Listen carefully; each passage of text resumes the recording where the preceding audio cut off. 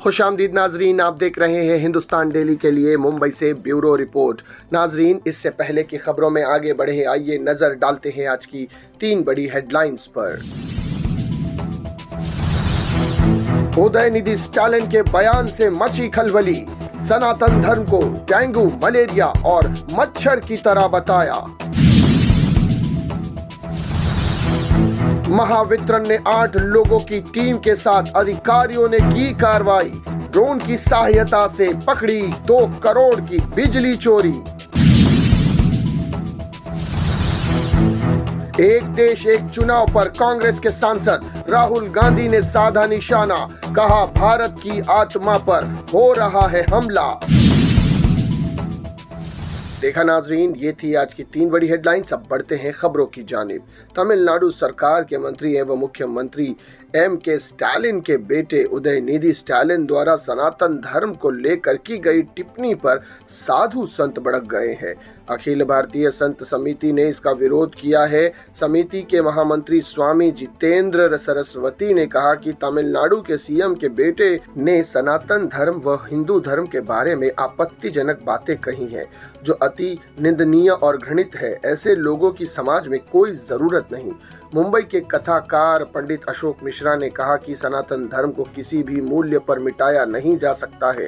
सनातन धर्म वर्ष अस्तित्व में है और रहेगा। नेताओं द्वारा गलतफहमी फैलाने से हिंदू समाज झांसे में नहीं आएगा।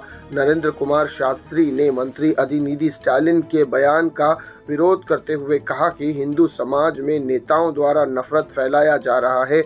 ऐसे नेताओं को भारतीय जनता माफ नहीं करेगी। राम प्रसाद मिश्रा ने कहा कि हिंदू समाज में मंत्री उदयनिधि स्टालिन जहर घोलने का काम कर रहे हैं। उनके बयान की जितनी निंदा की जाए कम रहेगी। हिंदुओं की एकता को देखकर हिंदू विरोधी नेता भड़काऊ बयान दे रहे हैं। ऐसे नेताओं को लेकर हिंदुओं को सतर्क रहने की जरूरत है। मंत्री उदयनिधि के सनातन धर्म को लेकर दिए गए बयान पर बहुत बड़ा विवाद शुरू हो गया है और सनातन धर्म इसका कड़ा विरोध कर रहा है। तो ये थी नाज़रीन अब तक की पहली बड़ी खबर।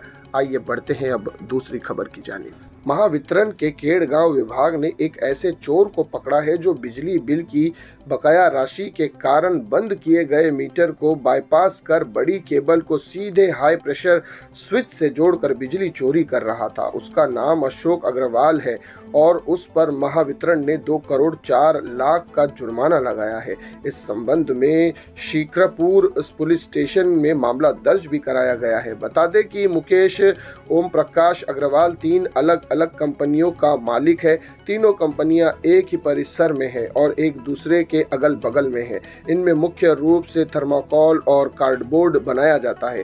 थर्माकोल पैकिंग इंडिया की बिजली आपूर्ति स्थित रूप से बंद कर दी गई है, जबकि 2 अन्य कंपनियों की बिजली आपूर्ति भी बकाया के कारण अस्थितीय रूप से बंद रही है।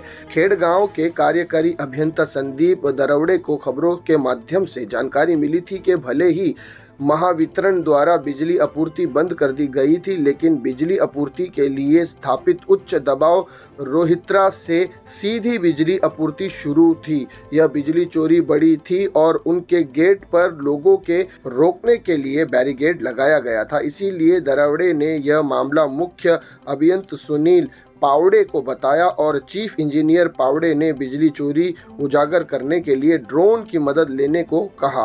25 अगस्त को संदीप दरवड़े 8 लोगों की टीम के साथ वहां पहुंचे। एक कुरियर पार्सल पहुंचाने के बहाने अपने दोस्त के साथ 2 पहिया वाहन से प्रवेश किया। साक्ष्य के लिए ड्रोन फुटेज शुरू की गई और चोरी का खुलासा हुआ। तो ये थी नाज़रीन अब तक की दूसरी बड़ी खबर। आइए बढ़ते हैं अब अंतिम खबर की जानिब। केंद्र सरकार के एक देश एक चुनाव का कांग्रेस ने रविवार को खुलकर विरोध किया। अध्यक्ष राहुल गांधी ने इस भारतीय संघ और इसके राज्य पर हमला करार दिया। उन्होंने कहा कि इंडिया जो भारत है यह राज्यों का एक संघ है। वही इस मामले को लेकर बनाई गई कमेटी से कांग्रेस के लोकसभा में नेता अधीर रंजन चौधरी ने शामिल होने से यह कहते हुए इनकार कर दिया कि इसके संदर्भ में पहले से ही यह तय किया गया है कि इसका निष्कास किया होगा।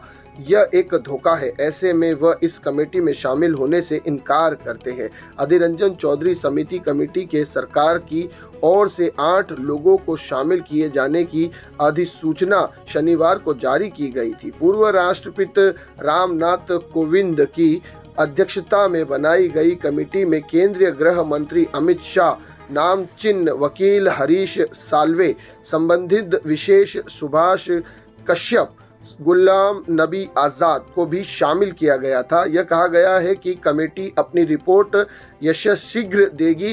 कांग्रेस ने एक देश एक चुनाव कमेटी का यह कहकर विरोध किया है कि राज्य के अधिकारों पर यह हमला है। तो ये थी नाजरीन अब तक की 3 बड़ी खबरें जिन पर तफसील से बात की गई। इसी तरह की खबरों के लिए हमारे चैनल हिंदुस्तान डेली को सब्सक्राइब कीजिएगा। मैं सिराज शेख हिंदुस्तान डेली से फिर मिलूंगा किसी अगली खबर के साथ। तब तक के लिए जय हिंद।